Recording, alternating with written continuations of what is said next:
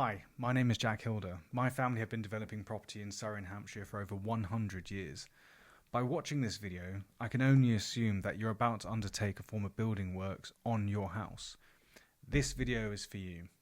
Here I'll be explaining some important topics, including how to select the right builder and strategies that might save you money. Hopefully you find this useful, but if you have any burning questions at the end, then feel free to message me, jack@hhhilder.co.uk, and I'll respond to you directly. Enjoy! To have a full quote, you'll need two things. The first thing you'll need is your planning drawings, and this is submitted to your local authority. They'll take into consideration things like your neighbours, the size and scope of your project, the kind of materials you're going to use, and once that's approved, which is typically in around 3 to 4 months, depending on the size and complexity of your project, you can then have your structural drawings made. This will need to be created by a structural engineer, and this tells the builder the detail on how to actually construct your project, including things like your steels and your foundations. To have a full quote in detail, the builder will have to have the structural drawings. And if any builder tells you that they can give you a full quote based on planning drawings alone, I'll take that into consideration. So now you have your structural drawings, it's time to invite builders to quote. If you have a referral, that can be one of them. If not, then you need to look on their gallery. Have they done projects of the same size, scope and quality that you're looking for? Is their website up to date? Do they have an Instagram? If they have these things and they're willing to showcase their work, that's typically a good sign. You can also check out their company's house. Are they up to date with their accounts? When were they established? And if it all seems like it works out for you, then these can be people that can be shortlisted and invited for a site meeting. So now you've invited builders to quote, and assuming they come for a site visit, which I think is absolutely crucial for even understanding your project, there's a couple of questions that are worth asking in your initial meeting. The first would be company history. Is this a project they've done before? Is this in their scope? And if it is, brilliant. Company structure. Now, I'll talk about this in another video, but there are different business structures in construction, and you might have a preference for a different kind, and there might be different price points for each model. So we'll take that into consideration at a later time. How many jobs per year do they take? So depending on their business model, they might only have to roll on between job to job to job. Now, you want to know, are you the first time someone who would take on a single job is taking on 2 jobs at once?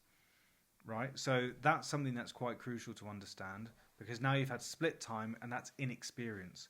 You want to know that you are getting a product that they've delivered on before in the same circumstances that they've delivered it before.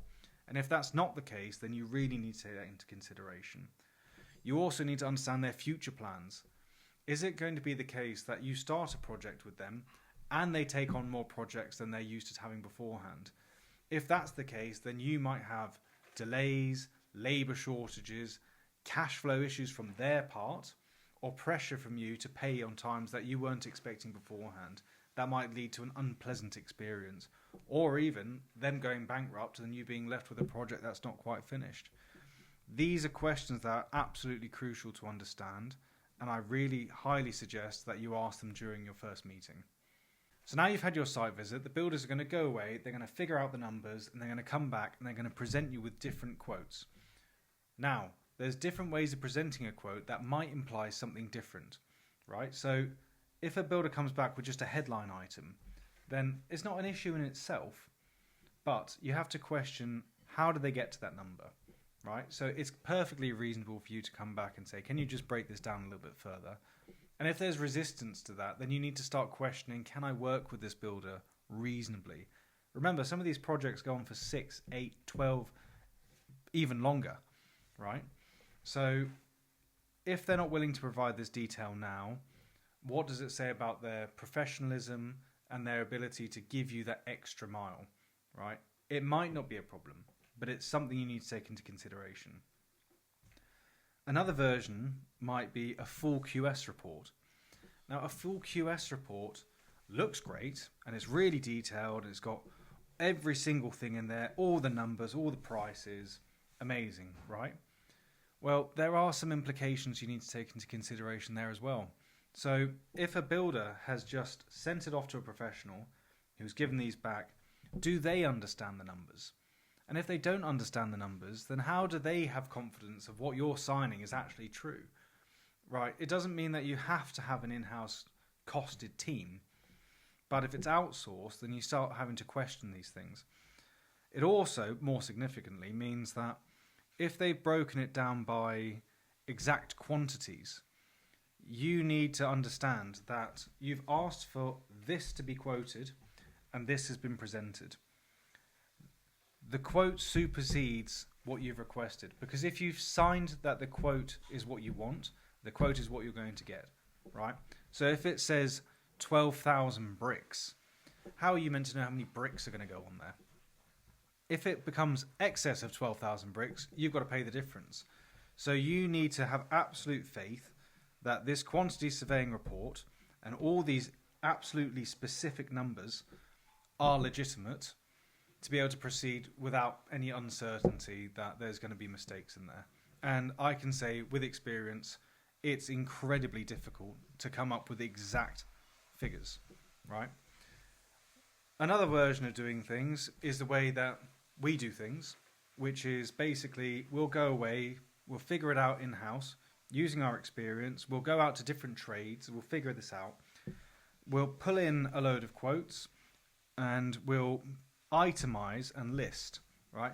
So it's not quite like a QS report with quantities, but we'll break it down in its subsections as best we can.